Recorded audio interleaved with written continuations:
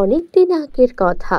আকাশে পরিরাজ্য, যেখানে চারপাশে রঙিন ফুল আর ঝর্ণার মিষ্টি সুর বাজছে।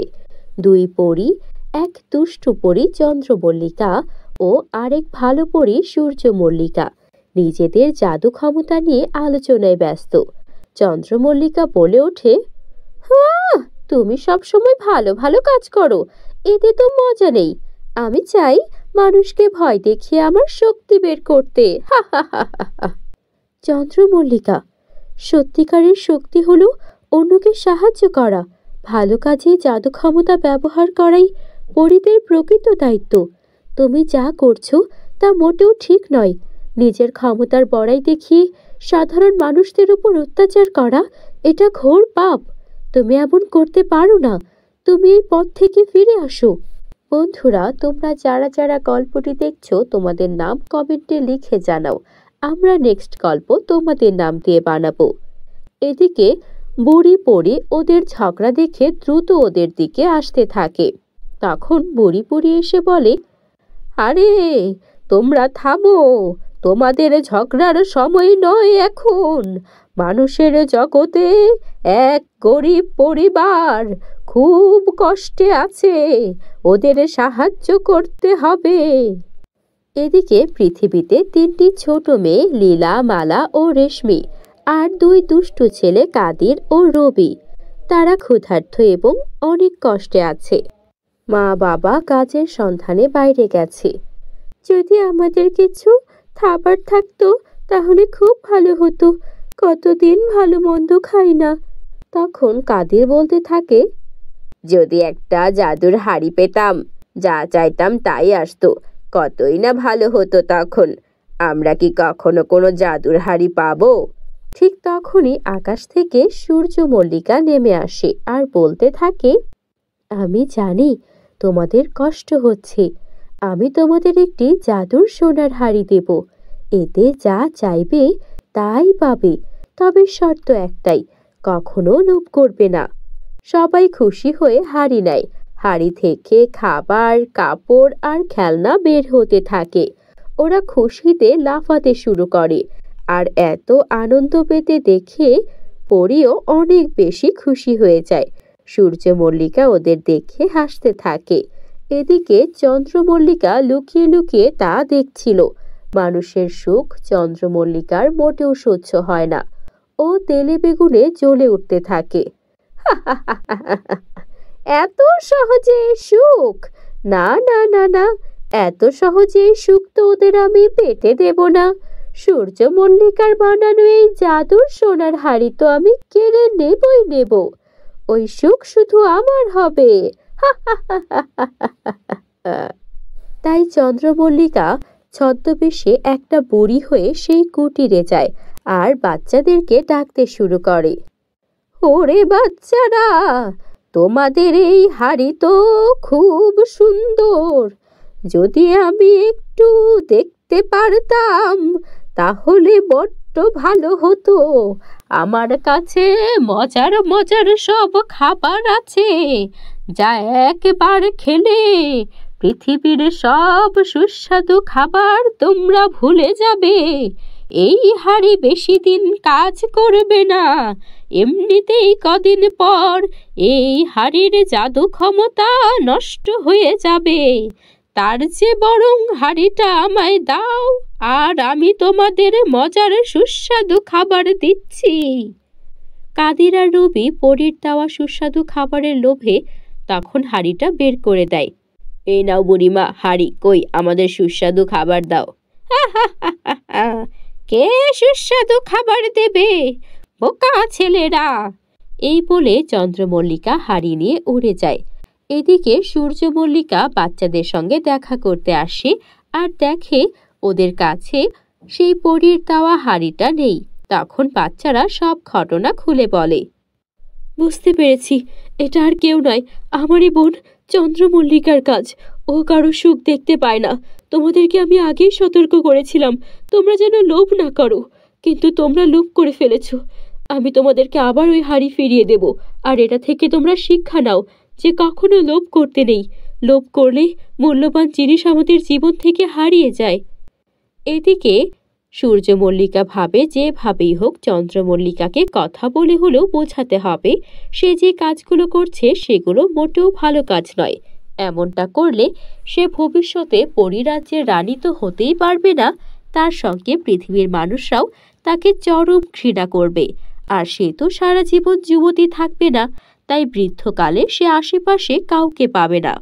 এদিকে চন্দ্রমল্লিকাও একান্তে বসে নিজের ভুল নিয়ে ভাবছিল। চারপাশে অন্ধকার মেঘ আর ঠান্ডা বাতাস বয়ে যাচ্ছে।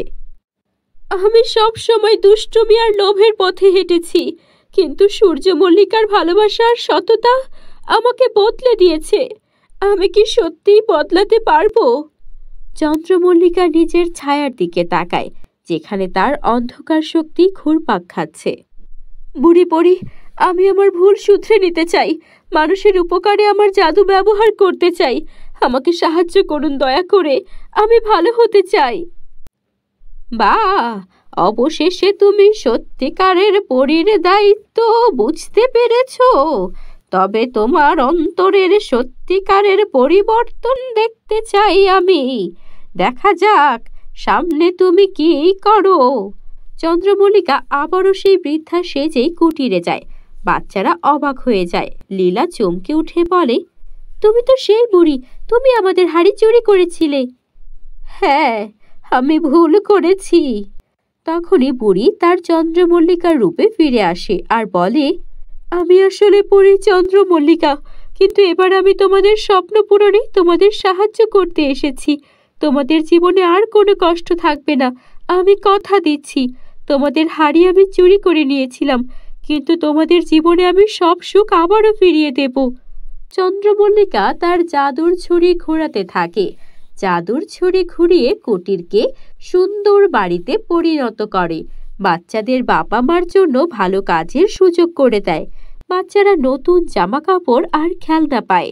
তখন কাদিরও খুশি হয়ে বলে, আরে বা, দুষ্টু পরীটা ভালো হয়ে গেছে, ভালোই হলো। হাড়িটা না দিলে দুষ্টু পরীটা তার ভুল বুঝতে পারতো না। যা হয়েছে ভালোর জন্যই হয়েছে। সবাই আনন্দে নাচতে থাকে আর সূর্যমল্লিকাও দূর থেকে তার বোনের পরিবর্তন দেখে ভীষণ খুশি হয়। এদিকে এরপর থেকে চন্দ্রমল্লিকা আর সূর্যমল্লিকা একসঙ্গে জাদুর রাজ্যে ফিরে যায়। ভালো কাজের জন্য নতুন অভিযান শুরু করে ওরা। বন্ধুরা, গল্পটি ভালো লাগলে একটা লাইক করে দাও। আর আমাদের চ্যানেলে তোমরা যদি নতুন হয়ে থাকো, চ্যানেলটিকে এক্ষুনি সাবস্ক্রাইব করে ফেলো। অনেকদিন আগের কথা, এক বনে একটি সুন্দর পরী বাস করত। পরীর নাম ছিল এলিন। এলিনের কাছে ছিল একটি সোনালী নেকলেস, যা ছিল খুবই স্পেশাল। ওই নেকলেসের এমন শক্তি ছিল, যদি কেউ সেটা পরতো তার জীবন একদম বদলে যেত। এলিন জানতো সে এমন কাউকে ওই নেকলেসটি দেবে যার জীবনে সত্যিই কোনো সাহায্যের দরকার। একদিন একটা ছোট্ট মেয়ে আসিয়া এলিনের সেই বনটি খুঁজে পেল। আসিয়া ছিল খুবই ভালো মনের মিষ্টি মেয়ে, কিন্তু ওর বাবা মা না থাকায় ও ছিল এতিম আর ওর জীবন ছিল দুঃখ দুর্দশায় ভরা। আর তাই আসিয়া এলিনের সেই বনটি খুঁজে পেয়ে একটু ভয় পেয়ে গেল, কেননা সেই বনটি ছিল অন্যান্য বন থেকে একদম আলাদা। সেখানের গাছগুলো পর্যন্ত কালো রঙের ছিল। সবাই মনে করত এলিনের সেই বনটি হচ্ছে অভিশপ্ত। বন্ধুরা, তোমরা যারা যারা গল্পটি দেখছো তোমাদের নাম কমেন্টে লিখে জানাও। আমরা নেক্সট গল্প তোমাদের নাম দিয়ে বানাবো। হঠাৎ এলিন আসিয়ার সামনে দাঁড়ালো আর বলল, এই যে মেয়ে, তুমি এই জঙ্গলে এলে, তোমার ভয় করলো না? কেউ তো এখানে প্রবেশ করতে চায় না, কারণ এই জঙ্গল শুধুমাত্র ভালো মানুষদের জন্য। আর এখন তো পৃথিবীতে ভালো মানুষ নেই বললেই চলে।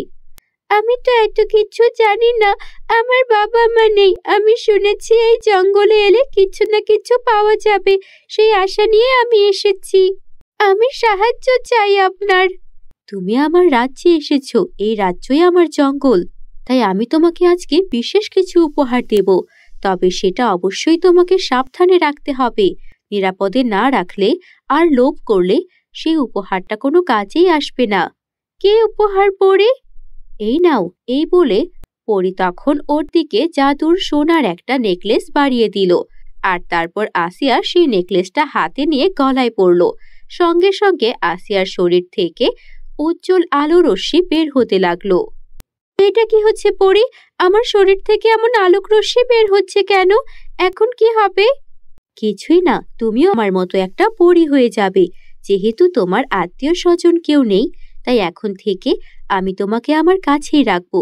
পৃথিবীর কোনো মানুষ যেন তোমার কোনো ক্ষতি করতে না পারে, তাই এখন থেকে তুমি আমার ছোট বোনের মতোই থাকবে। কি পারবে তো? হ্যাঁ পারবো, অবশ্যই পারবো।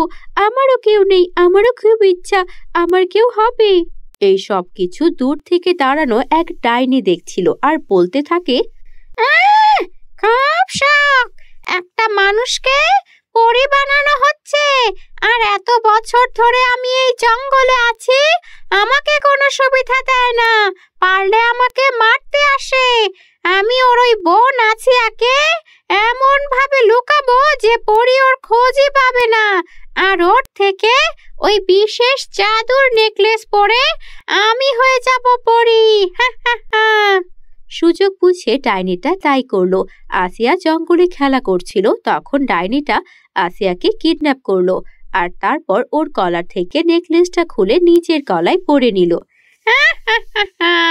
এখন আমিও পরী হয়ে যাব, আর পরী সেজে মানুষের মধ্যে প্রবেশ করে যাকে ইচ্ছা তাকে শিকার করব, আর তারপর মানুষের তাজা তাজা মাংস খাওয়া থেকে আমাকে কেউ আটকাতে পারবে না। হা হা হা। এদিকে আসিয়া বন্দি ছিল আর ও চিৎকার করছিল সাহায্যের জন্য। পরী তুমি কোথায়? আমাকে উদ্ধার করো, এই ডাইনিটা আমাকে বন্দি করে রেখেছে। পরী তুমি কোথায়? পরী আসিয়াকে একটা জাদুর আংটিও দিয়েছিল। পরী আমি তোমাকে মনে করছি, ডাইনি আমাকে বন্দি করে রেখেছে আর নেকলেস পরে নিজে পরী হয়ে গেছে। তুমি পরী, আমাকে বাঁচাও, আর সাথে ওই ডাইনির হাত থেকে সাধারণ নিষ্পাপ মানুষদেরকেও বাঁচাও, ও এখনই বেরিয়ে পড়বে। পরী এলেন তখন দ্রুত সেখানে চলে এলো, আর তারপর পরী সেজে যখন ডাইনিটা বেরিয়ে পড়বে তখন তাড়াতাড়ি তার জাদুর কাঠি দিয়ে সেই ডাইনি সাজা পরীটাকে বন্দি করে ফেললো। তুই কি ভেবেছিলি শয়তান ডাইনি? তোকে এর আগে অনেক সুযোগ দিয়েছি, তোকে বলেছি তুই কোনো খারাপ কাজ করলে সেদিনই হবে তোর শেষ দিন, আর তাই হলো। আজকে তোকে আমি মেরেই ফেলবো। তারপর পরী সেই ডাইনির গায়ে আগুন লাগিয়ে দিল আর তারপর আসিয়াকেও মুক্ত করলো। ধন্যবাদ আসিয়া, তুমি তোমার বুদ্ধির জোরে আমাকে যদি না ডাকতে, তাহলে এই ডাইনিটা পরী সেজে আমাদের পরীরাজ্যের বদনাম করাতো আর অসুস্থ নিষ্পাপ অসহায় মানুষদেরকেও মেরে খেয়ে ফেলতো। তোমার কাছে আমি কৃতজ্ঞ, তুমি সত্যিই পরী হওয়ার যোগ্য। এরপর আসিয়া পরীর সঙ্গে হাসি খুশি জীবন কাটাতে লাগলো। বন্ধুরা, আমাদের চ্যানেলে তোমরা নতুন হয়ে থাকলে চ্যানেলটিকে সাবস্ক্রাইব করতে ভুলো না যেন। Bye bye.